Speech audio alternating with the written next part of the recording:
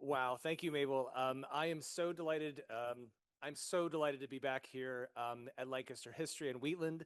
The last time I was here, I should say Emily and I got to collaborate on the Pennsylvania Historical Association's annual meeting, which was in 2018. So it's been a long time, and I am super, super excited to be back. I actually was in Lancaster County technically, last week because I was giving a talk on the Chief Uncas, the riverboat, Adolphus Bush's former riverboat that is owned and operated by the Susquehanna National Heritage Area. And I say technically because the talk was in the Susquehanna River, and the Susquehanna River is part of Lancaster County. And so even though I was over on the York side, as soon as I got into that water, I was here, and not wanting to start another War of the Roses, but I will say that I will actually be at York County Historical Society on Monday, which I'm very excited about as well. So it's a lot of fun.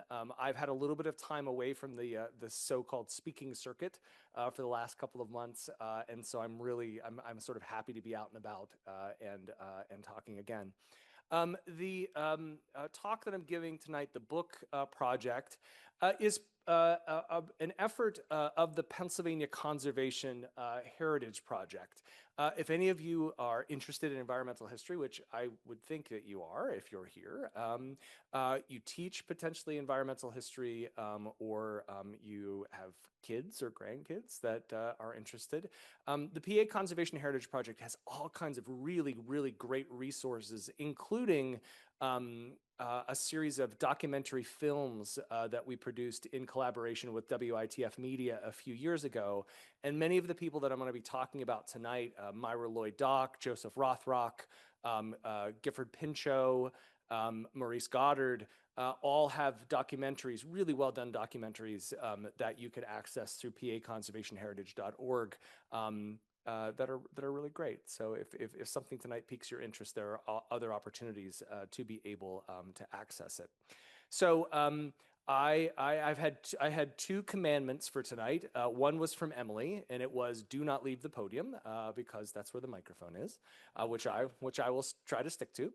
And the other is my adage to always keep it short. No matter how interesting it is, the last 10 minutes of a talk, nobody is paying attention anymore. So I will keep it short, and then we'll have a chance to talk. It's always a lot of fun for me, and I see a couple of folks here who have been at my talks before.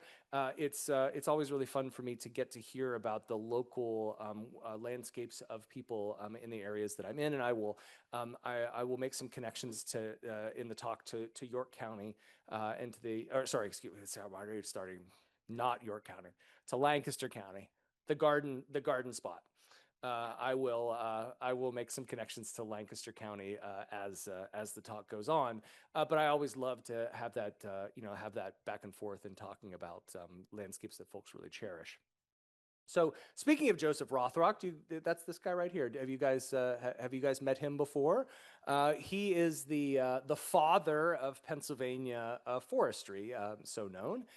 He was a medical doctor and a botanist at the University of Pennsylvania in the latter part of the 19th century. And his lectures, the Michaud lectures, named after the famous botanist, the father and son botanist Michaud's, really helped to launch the conservation movement, not only in Pennsylvania, but as I kind of emphasize, the conservation movement in Pennsylvania was really the conservation movement in the United States, and so he's there with his beagle, whose name I've been told like 12 times and I constantly forget the story, but I can't remember what his beagle's name is. Everybody asks me, I can't remember. But do you know where that is? Do you guys know where that spot is?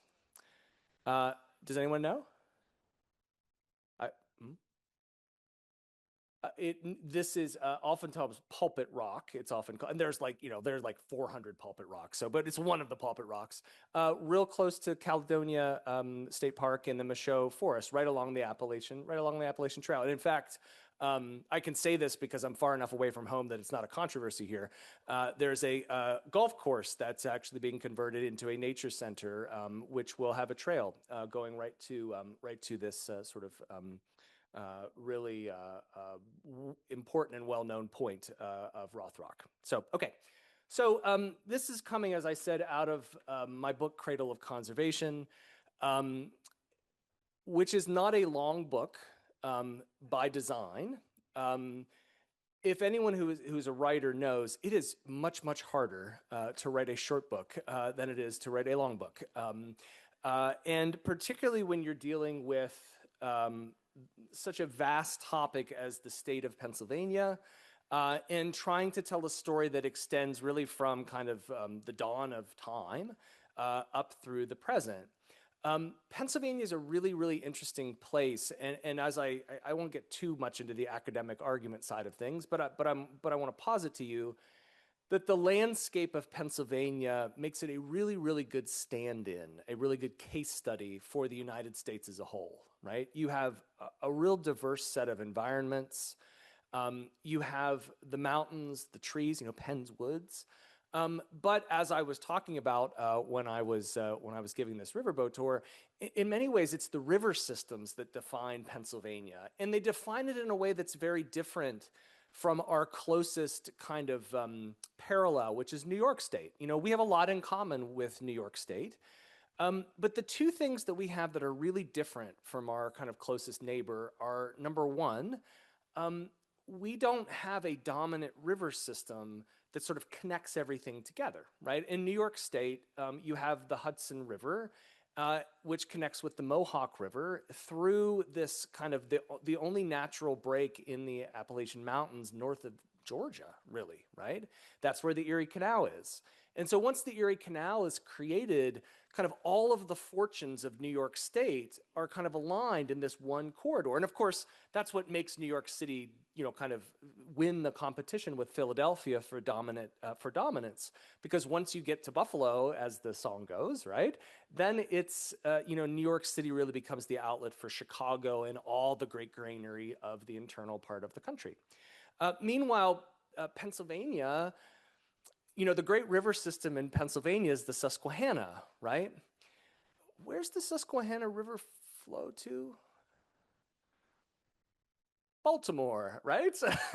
And that's the trick, isn't it? Because it doesn't flow to the great city of the state, right? And so ultimately, you have a state that, because of those river systems, and of course the river systems are connected to the mountains, that gets bifurcated into these three kind of great zones, right? We can think of these as the Eagles, the Ravens, and the Steelers zones, right? And of course, those zones, I joke, but like, that has been the division of the state since Native American times, right? I mean, the Native Americans of the East were very different than the folks of the Monongahela people of the Southwest, right? And so, back to my story, trying to write a single unified narrative. I have a good friend who wrote the environmental history of New York State, and he kind of could do it, kind of talking about the Hudson and the Erie, but I couldn't do that. And of course, the other big difference between Pennsylvania and New York State are fossil fuels, right? Western New York has some natural gas and oil, but by and large, the coal resources, the oil and natural gas resources of Pennsylvania make it a producing state, right? Even as much as it is a consuming state. And again, trying to tell those two stories connected with one another proved to be difficult. But I did it, by God. 45,000 words. I was told no more than 45,000 words. And I cut every A, every the, and every an out that I possibly could to strip it down. It was so bad. When I sent the book out to editors, I got feedback. And one of the feedback was, Alan, it's a great book, but you didn't say anything about the Pennsylvania Turnpike. And I said, well, wait a minute. And those of you from Florida are like, who cares about the Pennsylvania Turnpike? But it's really important. It's an important story. America's first superhighway, right? It's a really important story. And I was like, what are you talking about? I spent 2 months writing about the Pennsylvania Turnpike. But in my zeal for editing, I had literally cut out every single reference to the Turnpike side. Add that back in, cut something else out, and we made it. So the way I did it, I'm gonna ask you to bear with me for just a moment. The way I did it was focusing on a concept, and that concept I'm gonna share with you right now. Okay, what I want you to do is just close your eyes just for a minute. I promise. And you can hold on to your wallet. I'm not, it's not nothing like that. Close your eyes for just a moment. And what I want you to do is to just think about a Pennsylvania landscape. When I say a Pennsylvania landscape, what comes to your mind? And here in Lancaster County, I would think that many of you are thinking about farmland, right? You're thinking about, whether those are mushroom farms, whether those are dairy farms, but you might be thinking about farmland.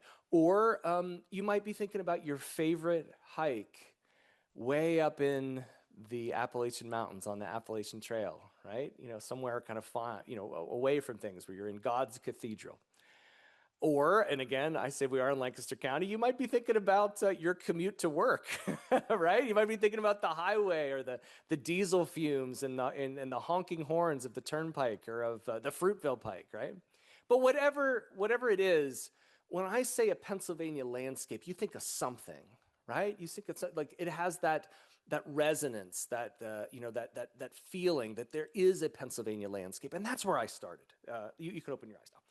That's where I started. And I promise this is the only academic slide. I'm not in the classroom. This is the only slide with words. But I got to this notion of thinking about Pennsylvania's story as a story of working landscapes. And what I mean by that is anywhere you go in Pennsylvania, you are never leaving human society behind. No matter how far you are on the Appalachian Trail, no matter how up in the mountains you are, I guarantee you, and many of you have had this experience where you're just like, man, I'm here and I'm by myself and this is, nothing's been touched. And then you see a house foundation, right? Or you see daffodils, right? That's the giveaway, right? Daffodils are not naturally, on the mountains. Someone lived there, right? No matter where you are in a place that has been touched by humans and oftentimes for thousands and thousands of years, right? And it's that relationship, that symbiosis, right? That parallel or integrated development that really defines Pennsylvania. Those landscapes that you think of are not wilderness, right? When we think of maybe Yosemite or Yellowstone, we can think of an untouched wilderness. Of course, those are uninhabited wildernesses because of the United States cavalry chasing out the people who live there, right? Yes, but still there's no way that you can imagine a Pennsylvania that is somehow separate from human society, right? And so that's where I started. That's kind of the framework for the book. And tonight, what I want to do is to take you through 3 different kinds of working landscapes, okay? With connections here to Lancaster County, yeah.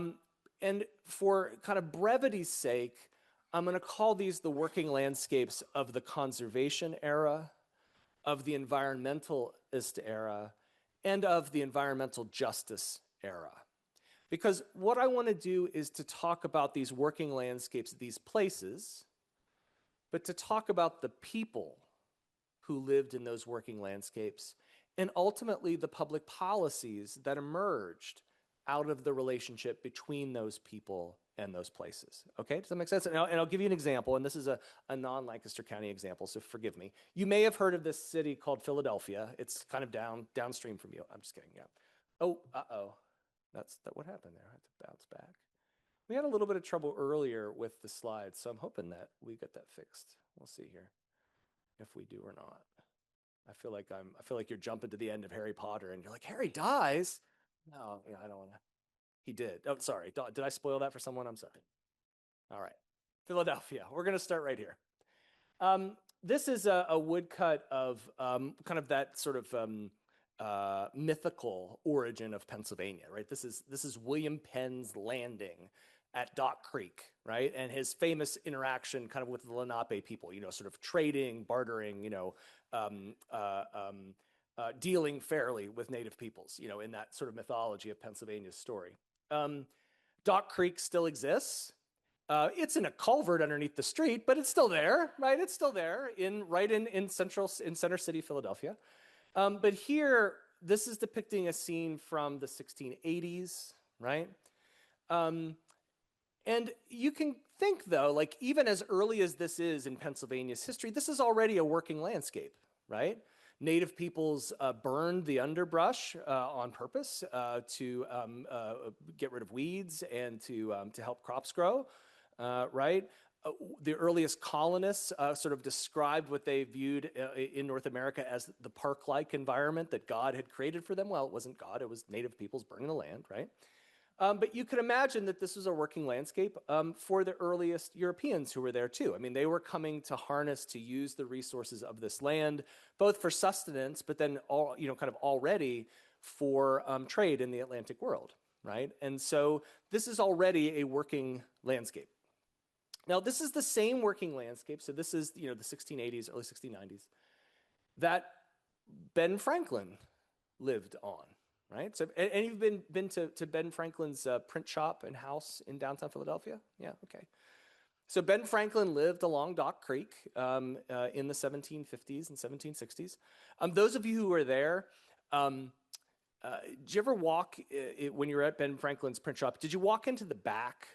And if you do, next time you go, look down, and in the courtyard in the back, you'll see two kind of concrete tablets, right? And one of those tablets is inscribed with the words Ben Franklin's privy, okay? And uncomfortably close to that is another tablet with Ben Franklin's well written on it, okay?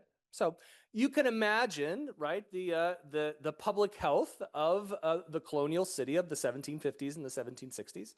And Dock Creek is particularly noxious because by this time you have all of those industries. I mean, one of the advantages of flowing water is that things that you don't like flow away from you, right? And so all of those noxious industries like tanneries, rendering plants, all of those sorts of things were along Dock Creek. And so Ben Franklin and his neighbors petitioned the city leaders of Philadelphia in the 1750s, the city leaders of Philadelphia, to remove, to get rid of those noxious industries. Now, you can imagine what they said. No, right?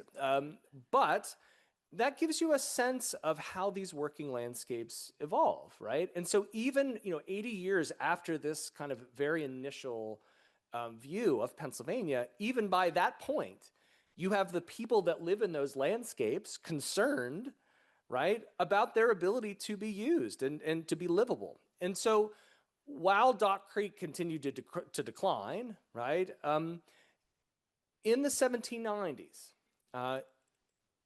in Ben Franklin's will, his very last codicil, the last thing that he added before he died, he left a sum of money in his will to be used by the city of Philadelphia for public works. And among the things he suggested were pipes for clean water, right? About a decade or so later, the very first municipal water system, public water system of a city, no offense, Bethlehem, but of a city, right, is established by Henry Latrobe, built by Henry Latrobe in Philadelphia. And within a few years, that is not big enough, and it gets expanded to what's the Fairmount Waterworks, still existing, still there in Philadelphia today, right? You can go and see it's right next to the art museum. Yeah. So that's what my point is, right? Thinking about particular landscapes, particular places, working landscapes, right? And thinking about the people who live and work in those landscapes and about the public policies that emerge from them. Okay, let me look at my time. All right, so I gotta get moving. Emily's back there tapping her watch. I'm just kidding, she's not. All right. So let's take a look at our first, see, I bumped again. There we go. Let's take a look at our first working landscape. This is kind of a working landscape that folks who are familiar with Pennsylvania's history know well, right? This is the landscape of lumber. Lumbering had happened in Pennsylvania for centuries, for a really long time. But the particular combination of industrialized lumbering in the late 19th century had particular ramifications on the state of Pennsylvania. Kind of before this, large-scale lumbering, used for heating, right, for woods, or used in industry for charcoal, iron making. The whole point of the charcoal furnaces were that you really needed to have a renewable supply of wood to be able to run your charcoal furnace. And so if you cut every tree down and used it, well, then you were out of business, right? It's really in the late 19th century when we see that relationship between coal, the rise of coal, steel production, and the railroads, that we have a moment in time of sort of massive and rapid deforestation in Pennsylvania. And any of you been up to the Pennsylvania Lumber Museum? You could be in North Carolina by the time you get to it. I mean, it is way far up there, but it's awesome. Take a look at the chainsaws they have up there, right? They're amazing. Like these huge, big, pneumatic, kind of driven saws. This is the environment that we see in the late 19th century that really results in kind of the clear cutting of much of northern and western Pennsylvania's forests. And the concern is, right? The concern is among the wealthy families in Pennsylvania, that the very natural resources, the very lumber resources that gave Pennsylvania its name, but more importantly, that gave Pennsylvania its economic wealth and power, were going to be lost, right? The question wasn't, are we going to use these trees, but rather, how are we going to be able to maintain production for the greatest number for the longest time, in that famous formulation of Gifford Pinchot, remember? And so it's in this era, this late 19th century industrial era, that we see the origins of the conservation movement, right? Now, it's interesting, I think, and I won't go too far into this, you can read the book. I mentioned to you can buy the book and read it, I'm kidding. I mentioned to you kind of the differences between New York State and Pennsylvania early on, and you can actually really see the differences in the ways in which the early conservation movement is formulated in New York State versus in Pennsylvania. So in New York State, you get this vast chunk of upstate New York, the Adirondacks, right, that are set aside kind of and to be preserved. Why? Well, to preserve New York City's water supply, of course, right? Here in Pennsylvania, Philadelphia doesn't have that level of power, right? And much of the area where the deforestation is happening is not even in an area that is really connected directly to Philadelphia.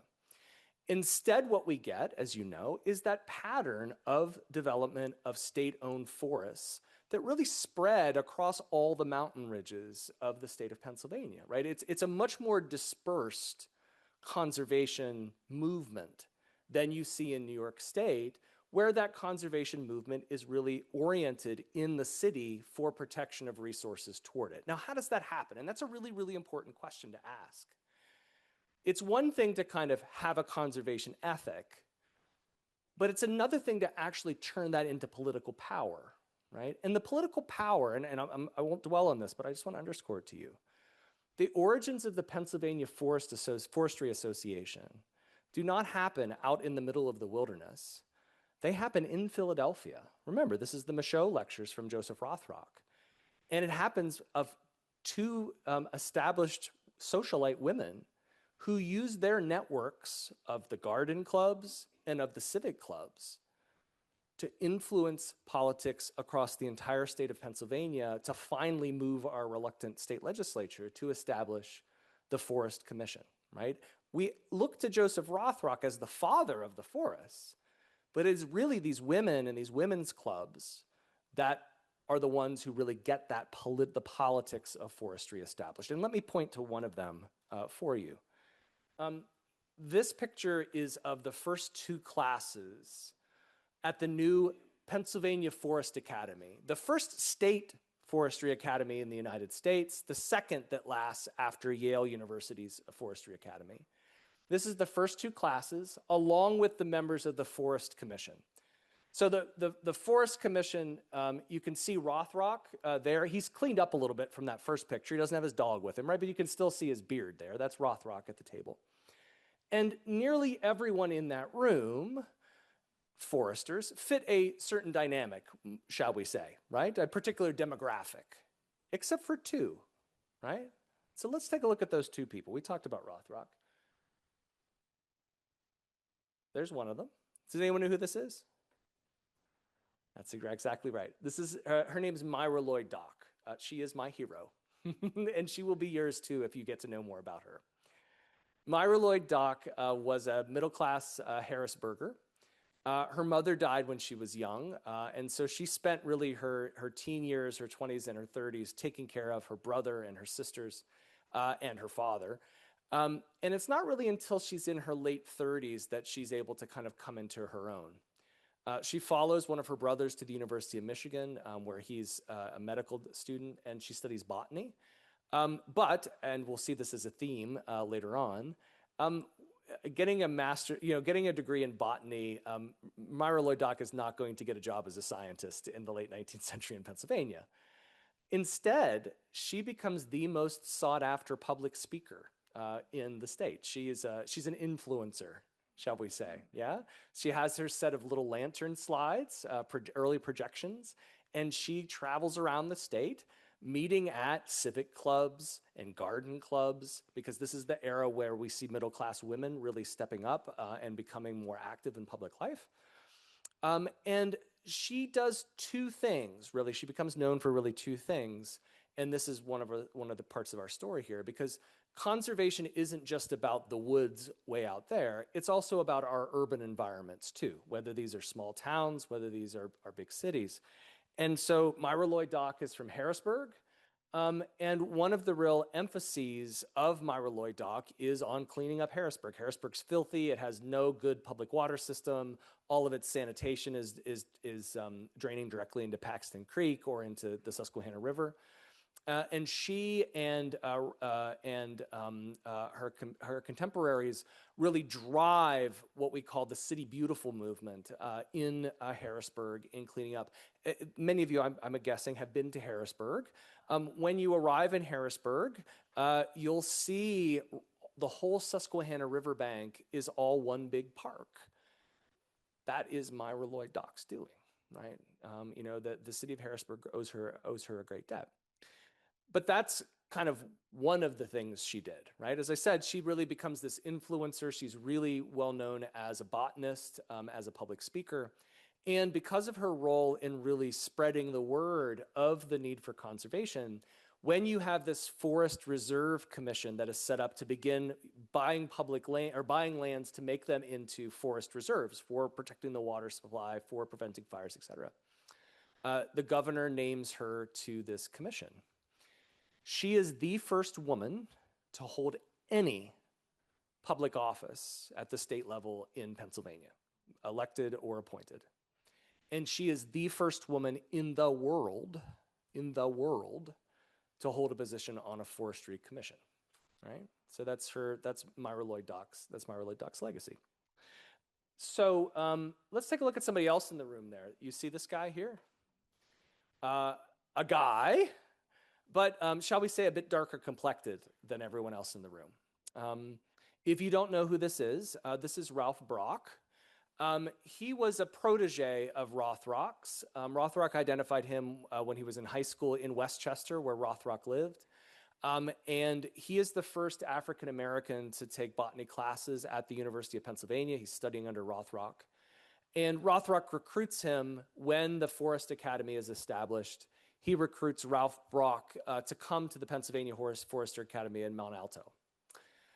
Ralph Brock is recognized so much by his teachers and by his fellow students for his gifts as a nurseryman, right, as in propagating seedlings. Because, of course, again, one of the things that the Forest Academy has to do is to develop a system for repopulating all of these forests that have been, cut.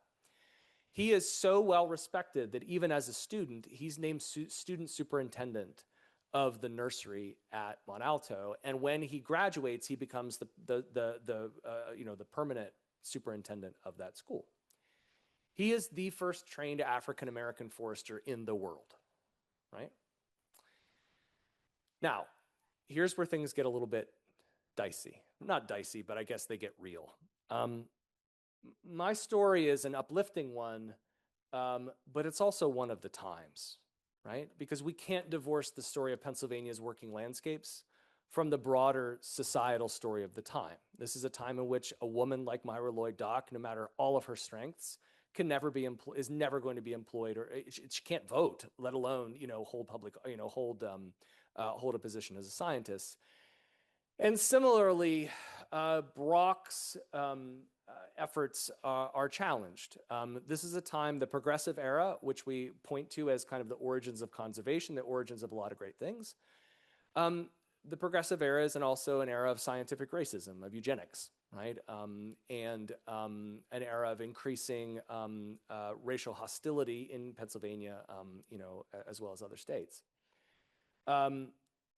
Ralph Brock, after a few years, leaves his position at the nursery, and there is some question as to why that is. But the remaining documentation, one of the other faculty members there writes a letter and says, essentially, no matter what his qualifications, the boys weren't going to take orders from a darky, right? But his story doesn't end there. Ralph Brock's story doesn't end there. He moves to Cleveland with his wife.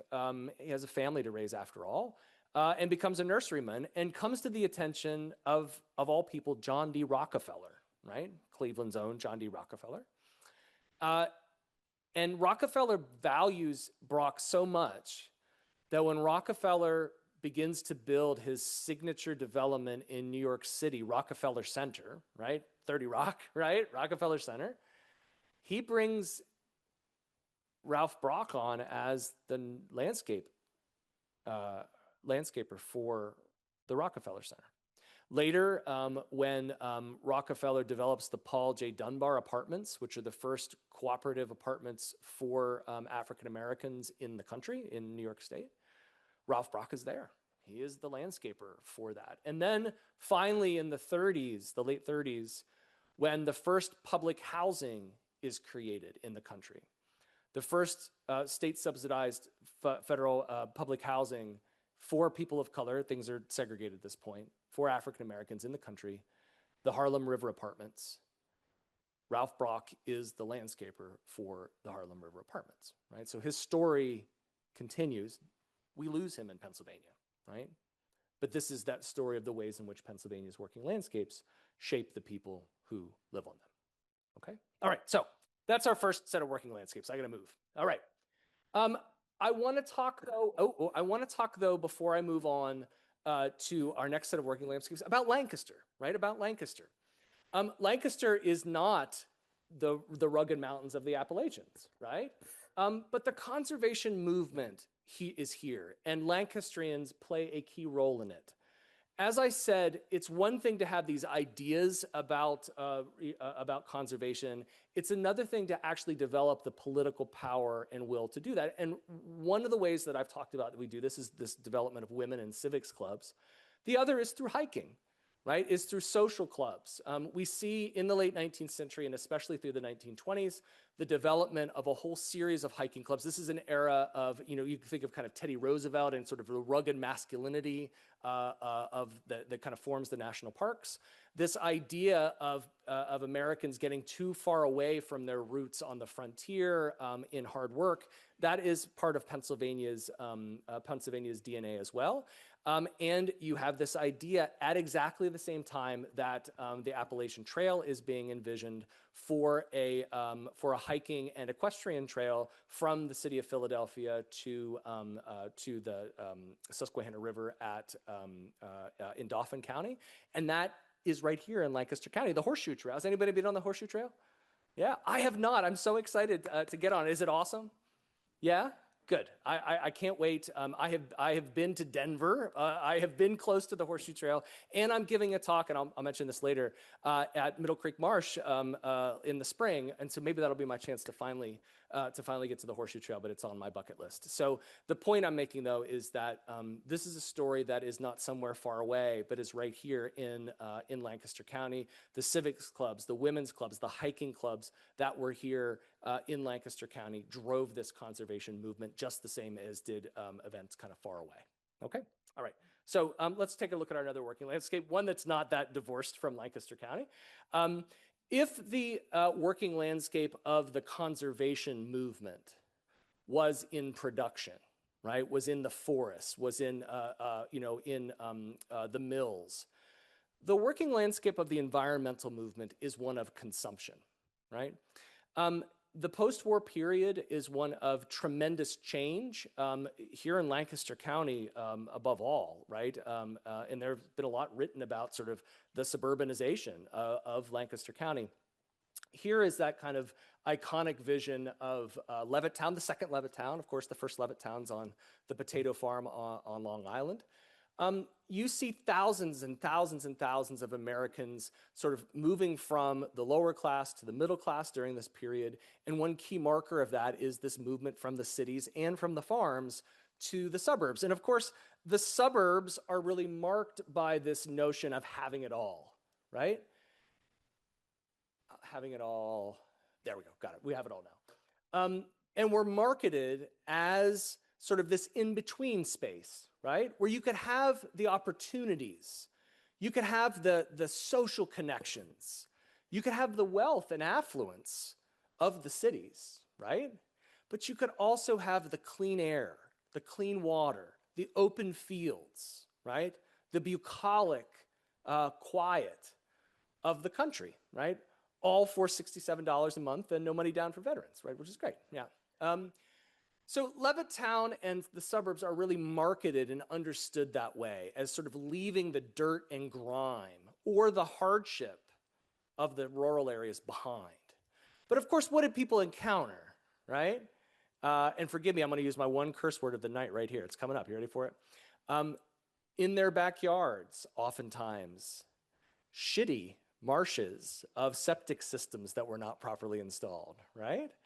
Or those lovely farm fields or little woodlots that the kids would play in when they first moved there, of course, a year or two later get paved under for the next suburb, right? So this notion that American affluence and identity is connected to the landscape of consumption, of where people live, but that landscape is under threat by the very affluence, by the very wealth and development that created in the first place. That fear really underlies the development of the environmental movement. And of course, it is that Pennsylvanian, that next generation after Myra Lloyd Dock, that famous scientist who couldn't make a career as a scientist, but instead had to serve as a copywriter for the Fish and Wildlife Service, Rachel Carson, to really identify and to capture that feeling of connectedness between all things, that you couldn't simply protect things out there, that you had to protect things here at home, that sort of popularized notion of ecology, of the web of life. Have any of you read Rachel Carson? What have you read? Silent Spring? Yeah? Have you read any of her other books? If the only book that you have read of Rachel Carson's is Silent Spring, do me a favor and read some of her earlier books. The secret to her significance and importance is because she was such a beautiful and poetic writer.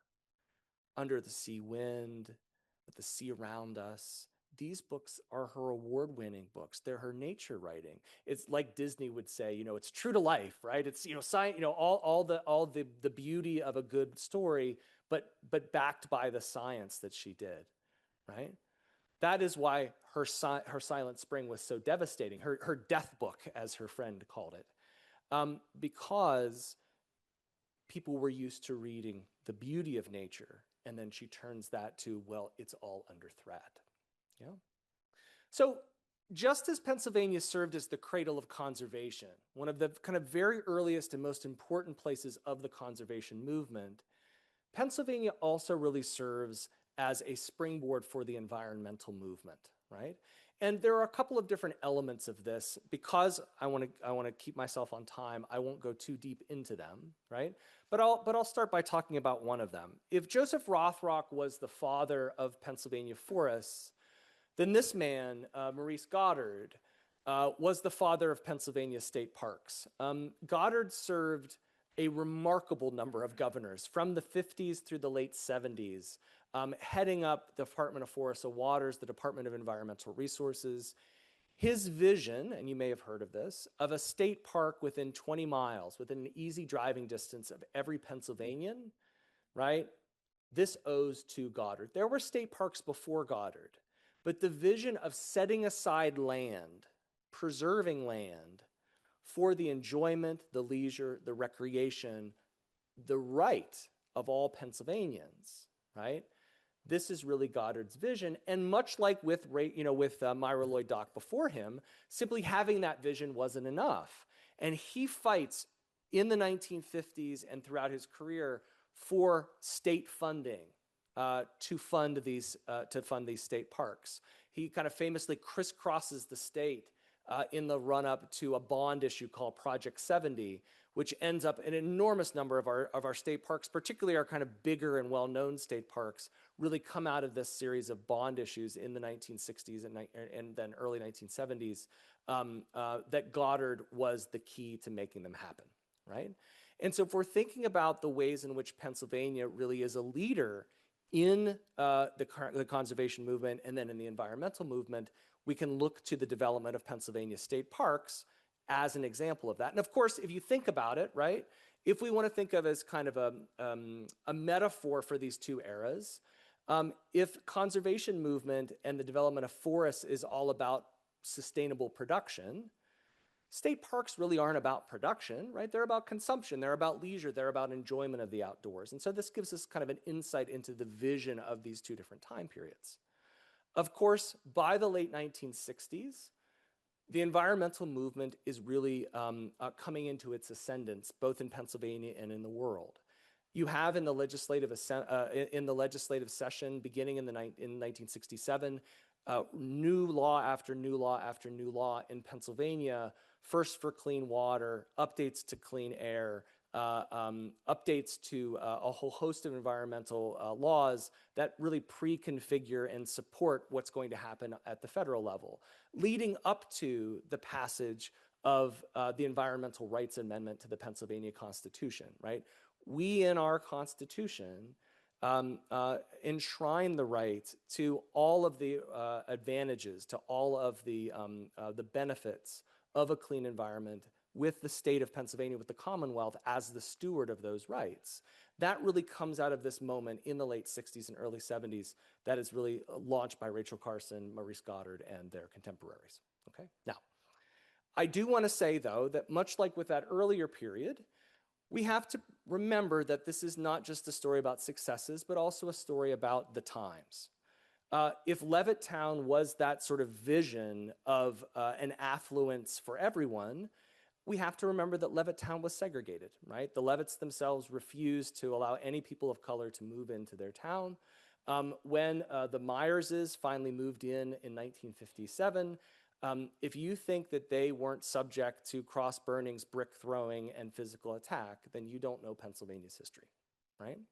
So we have to think about the ways in which these working landscapes and the victories of the conservation and environmental movement are linked to these, race, class, gender, these other elements of society.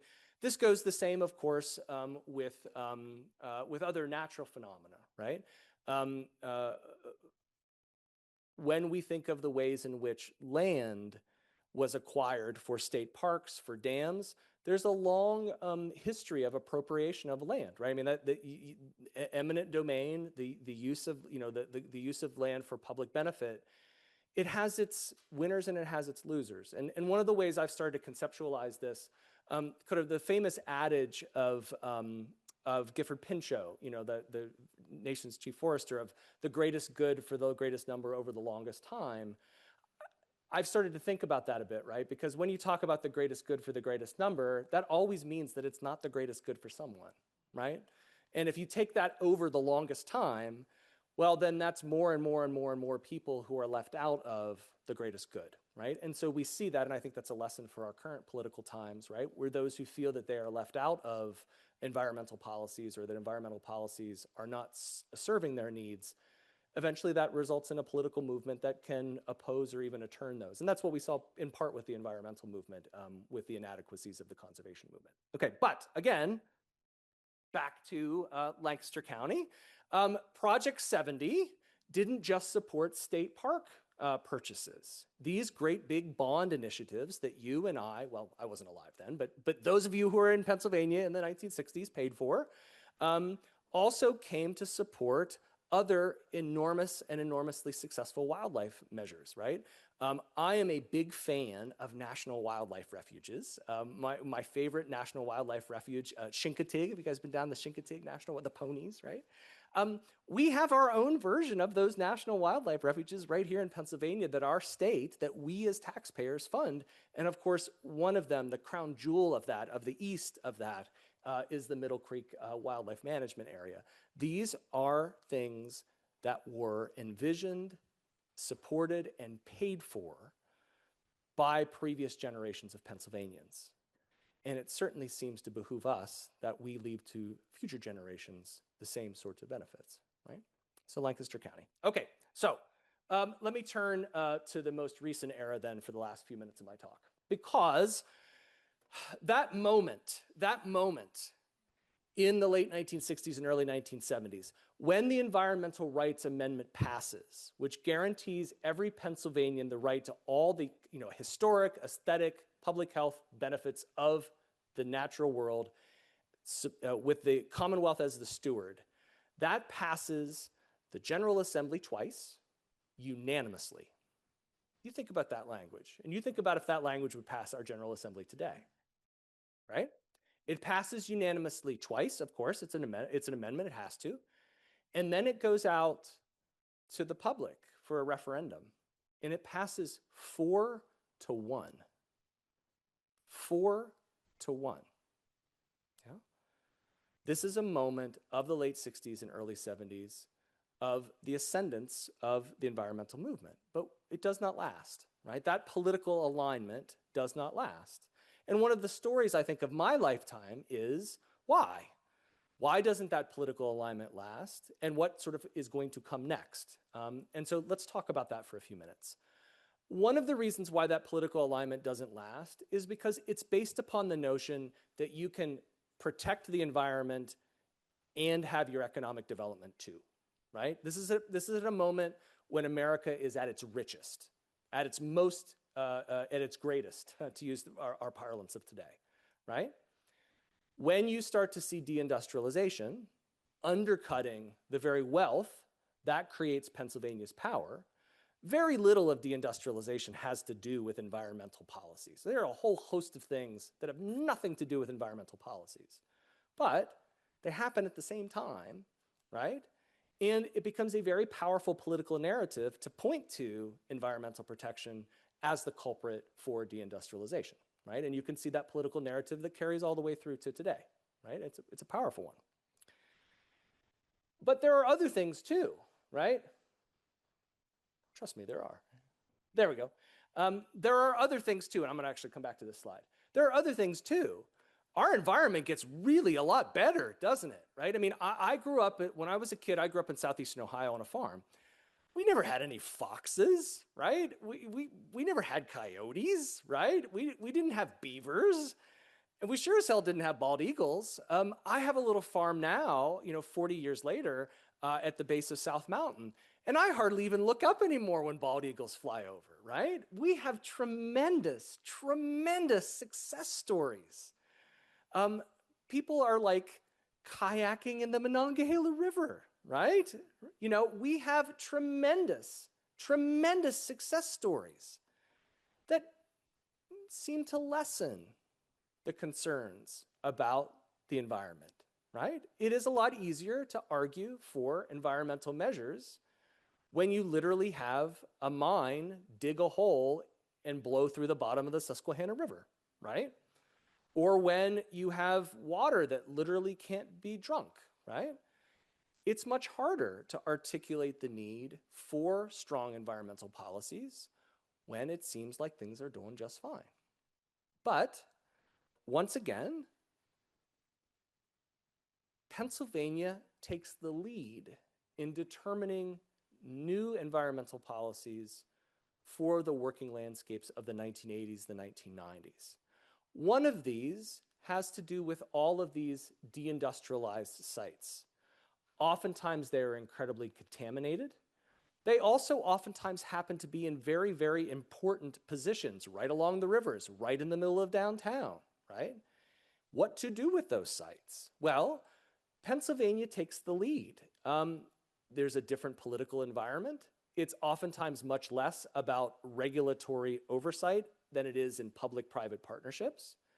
But in the early 1990s, Pennsylvania establishes a brownfield recycling law that is kind of an example for the nation. Pennsylvania takes the lead here in Lancaster County in determining the value of particular kinds of working landscapes that are under threat and establishing public-private partnerships to save those. Farmland preservation did not just happen, right? It was a political movement, and a political movement paid for by you and me as Pennsylvanians, right? These are public funds that are used to preserve farms. Rails to trails, right? If you're like me, you love rails to trails. What is a rail trail? Well, it's a haphazardly reclaimed brownfield, right? Don't go and dig on the ground on your favorite rail trail. You will not like what you find.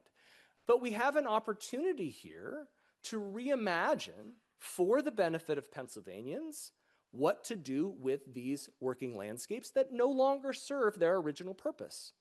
And they have been transformed into places that really matter and really value the Pennsylvanians of today. That does not just happen. And oftentimes I think those who live in Pennsylvania or grew up here don't realize how different we are compared to many of our contemporary states. We have led the way as Pennsylvanians in determining what we need our landscapes for and mobilizing to make them that way, right? So this is part of that story, cradle of conservation, cradle of the environment. And this most recent era, if I call the conservation era, I call it the environmental era. This most recent era, I call the environmental justice era. And I want to caution you that I'm not using that term lightly, and I'm not using it in a singular way. For me, one of the great difficulties of today is recognizing that any environmental policy has benefits and it has costs. There is no zero sum. What is great for the majority is going to have consequences for the minority, right? The greatest good for the greatest number does not mean the greatest good for everyone. And so consequently, the notion that we can have environmental policies and environmental programs that don't take into account the social costs and to whom those social costs are being paid, to me at least, is one of the reasons why we're in the political environment that we are in today, right? And I give an example, here in Chester, right? And I want to say, if you've heard of the term environmental justice, right? The very first lawsuit that used the term environmental justice and gave standing to a historically marginalized or disproportionately affected group happened here in Pennsylvania in a lawsuit over a waste incinerator in Chester, Pennsylvania, right? So those stories are not something that happens far away. They're not necessarily something that happens in a certain location in the country. They happen here. And this is what Pennsylvanians of today have to grapple with. We know that we have lots of stories like this, right? Lots of complicated issues. This is a map for fracking, right? What is one person's potential water pollution is another person's ability to put Christmas presents under the tree for their kids. And we can't lose sight of that, even as we are articulating and fighting for environmental policies that protect the world for our generations to come, right? And so that's why I think this notion of environmental justice for whom, and what does that mean, right, is really the kind of key question that we as Pennsylvanians are addressing today. And of course, again, this is not issues that are happening far away. This is here in Lancaster County. Lancaster County of beautiful farmland that disproportionately results in nitrogen-based runoff that is polluting the Chesapeake Bay, right? That we as all Pennsylvanians have to deal with, that we as all Pennsylvanians have to solve, right? But I want to end on a note of hope, The problems that we're facing today, they are different from, but they are no worse than our ancestors, whether real or adopted, overcame, right? Do we think that the issues that we have are not the same as the issues that folks dealing with the lumber boom wrestled with, or folks dealing with those shitty backyards wrestled with? Of course not. Somehow they found a way, right, based in their shared love of their Pennsylvania landscapes, to find environmental policies that, while not perfect, gave us the state, the treasure that we have today. And I find hope, and I have found hope in one of the most difficult times of my life. COVID, which, God, seems just farther, and it seems like 100 years ago now, right?